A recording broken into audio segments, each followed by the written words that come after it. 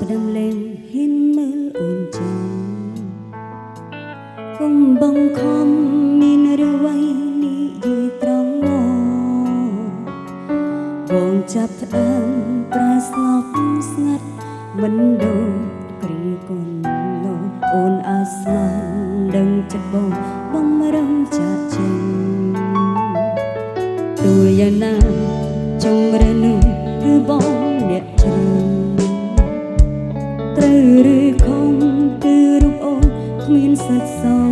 រាជបើបងយល់ពីអារម្មណ៍អូនពេលនេះតែបងតែងប្រហែលជារូបអូនដឹងថាគឺចាប់កម្រិតណាគឺអូនជាអូនដែលត្រូវឈឺចាប់ពីបងនៅខាងនោះសាកន្លងក្បែរបានប្រំនេះចូលក្នុងសោបានដែរសងយ៉ាងអើគុំដងពេលនេះរីរីបងគុំពុំមានពីគ្នារួចអូនគឺអូនជាអូនដែលត្រូវឈឺចាប់ពី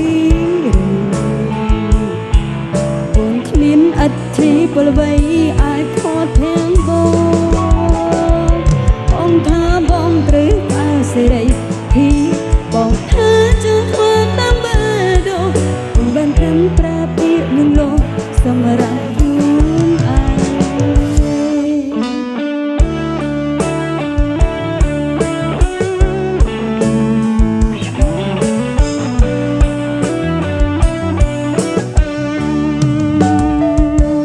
ទោះយ៉ាងណាជំរឿននោះគឺបងអ្នកជួត្រូវឬខំគឺរូបអូនគ្មានសិទ្ធសងរាជបើបងយល់ពីអារម្មណ៍អូនពេលនេះតែបងតិចបងប្រកាសជាដឹងថាអូនឈឺចាប់កម្រិតណាគឺអូនជាអូនដែលត្រូវបាត់បង់រូបអូន